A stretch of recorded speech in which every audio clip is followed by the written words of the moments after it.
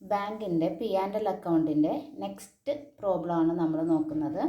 നമ്മൾ already schedule 13, 14, 15, 16 അത് പഠിച്ചു കഴിഞ്ഞു. ഇനി ഇതുപോലുള്ള വീണ്ടും ഓരോ ഐറ്റംസ് ഏത് ഷെഡ്യൂളിലാണ് വന്നതെന്ന് നമ്മൾ ചെക്ക് ചെയ്യാം. അതിൽ ആദ്യത്തെ item interest on fixed deposit ആണ്.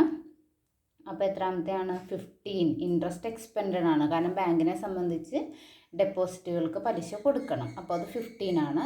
ഇൻട്രസ്റ്റ് ഓൺ ലോൺ ആണെങ്കിലോ അത് 13 ആണ്. ഡിസ്കൗണ്ട് ഓൺ ബിൽസ് ഡിസ്കൗണ്ടഡ് 13 വരും.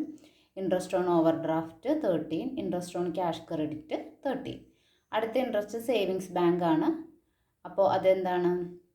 Interest on savings bank deposit fixed already 15 ആണെന്ന് നമ്മൾ പറഞ്ഞു. അപ്പോൾ സേവിങ്സ് ബാങ്കും കറണ്ട് അക്കൗണ്ടും ഒക്കെ ഉണ്ടെങ്കിൽ അതൊക്കെ 15 ആണ്. ദെൻ സാലറീസ് ആൻഡ് അലവൻസ് ആണ്. സാലറീസ് ആൻഡ് അലവൻസ് നമുക്കറിയാം 16. റെൻറ്റ് 16. പക്ഷേ ലോക്കർ റെൻറ്റോ അതർ ഇൻകം ആണ്. ലോക്കർ റെൻറ്റ് എപ്പോഴും എത്രയിൽ വന്നതാണ്? 14 വന്നതാണ് ലോക്കർ റെൻറ്റ്.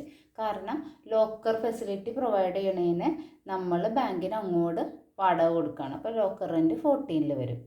ദെൻ റിപ്പയേഴ്സ് ഏതാണ് റിപ്പയേഴ്സ് വന്നത്?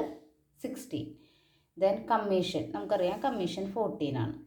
ദെൻ അടുത്തത് directors fee, transfer fee, provident fund contribution, local committee fee, audit fee, printing and stationery, ഇതൊക്കെ നമുക്ക് വന്നത് 16 പക്ഷേ loss on sale of government സെക്യൂരിറ്റീസും ലോസ് ഓൺ സെയിൽ ഓഫ് ഫർണിച്ചറും ഇതൊക്കെ എവിടെ വന്നതാ? 14 നമ്മൾ ലെസ് ചെയ്യേണ്ടതായിട്ടാണ്. കാരണം പ്രോഫിറ്റ് ഉണ്ടെങ്കിൽ ആഡ് ചെയ്യണം, ലോസ് ആണെങ്കിൽ സെയിലിൻ്റെ ലോസ് ആണെങ്കിൽ നമ്മൾ ലെസ് ചെയ്യാനുള്ള ഐറ്റം. പിന്നെ പോസ്റ്റേജും ഡിപ്രീസിയേഷൻ, പ്രിലിമിനറി എക്സ്പെൻസ്, അഡ്വർടൈസ്മെൻറ്റ്,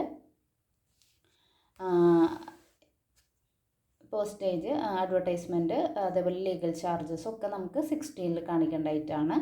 അതുപോലെ profit on sale of investment നമ്മൾ എത്രയിൽ വന്നതാ? 40.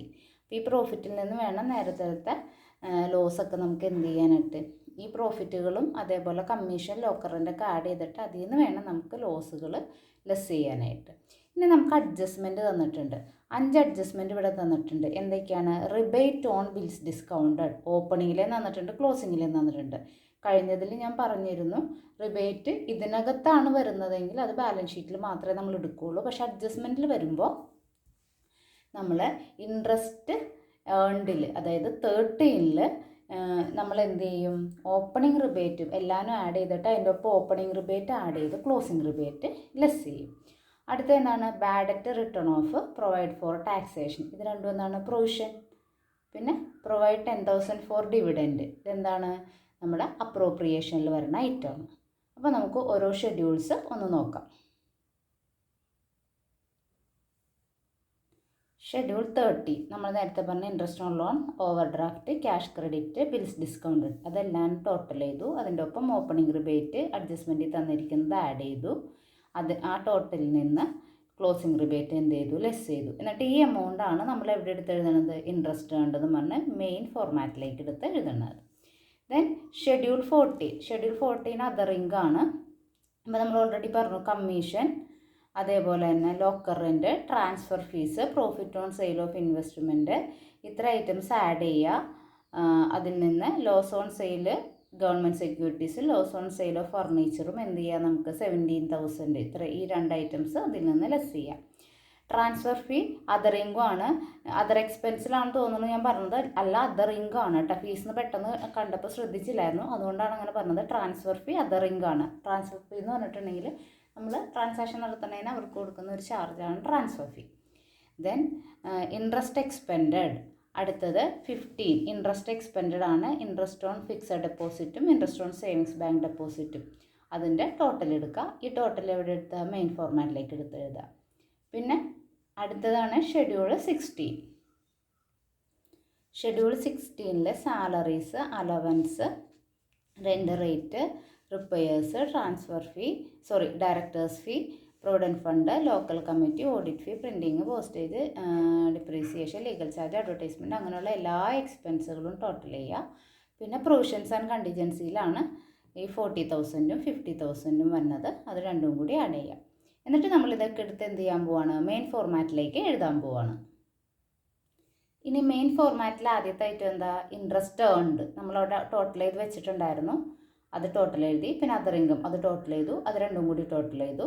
അടുത്തത് ഇൻട്രസ്റ്റ് എക്സ്പെൻഡിൻ്റെ ടോട്ടൽ എടുത്ത് എഴുതി. 60ൻ്റെ ടോട്ടൽ എടുത്ത് എഴുതി. പ്രൊവിഷൻസ് ആൻഡ് കണ്ടിജൻസീസിൻ്റെ ടോട്ടൽ എടുത്ത് എഴുതി. അപ്പോൾ ബിയുടെ ടോട്ടൽ നമുക്ക് കിട്ടി. ഇനി എന്താണ്, പ്രോഫിറ്റ് ആണോ ലോസ് ആണോ എന്ന് കണ്ടുപിടിക്കാം. പ്രോഫിറ്റ് ആണോ ലോസ് ആണോ എന്ന് എങ്ങനെയാണ് നമ്മൾ ചെക്ക് ചെയ്യണത്? എയിൽ നിന്ന് ബി കുറയ്ക്കുക. എയിൽ നിന്ന് ബി കുറയ്ക്കുക എന്ന് പറഞ്ഞാൽ എന്താ, ഇൻകത്തിൻ്റെ ടോട്ടലിൽ നിന്ന് എക്സ്പെൻസിൻ്റെ ടോട്ടൽ കുറച്ചപ്പോൾ 7,93,000 കിട്ടി. കഴിഞ്ഞ പ്രോബ്ലത്തിലൊക്കെ നമുക്ക് opening profit and loss account opening balance ഉണ്ടായിരുന്നു, അതായത് കഴിഞ്ഞ വർഷത്തെ ഉണ്ടായിരുന്നു. പക്ഷേ ഇതിനകത്തില്ല, അതുകൊണ്ട് അവിടെ അത് വരുന്നില്ല. ദെൻ അപ്രോപ്രിയേഷൻസ് എന്താ, ട്രാൻസ്ഫർ ടു സ്റ്റാറ്റ്യൂട്ടറി റിസർവ്. 7,93,000 നമ്മുടെ പ്രോഫിറ്റാണ്. ഈ പ്രോഫിറ്റിൽ നിന്ന് 25% എങ്ങോട്ടേക്ക് ട്രാൻസ്ഫർ ചെയ്യണം? സ്റ്റാറ്റ്യൂട്ടറി റിസർവിലേക്ക് ട്രാൻസ്ഫർ ചെയ്യണം. അപ്പോൾ അത് ട്രാൻസ്ഫർ ചെയ്തു.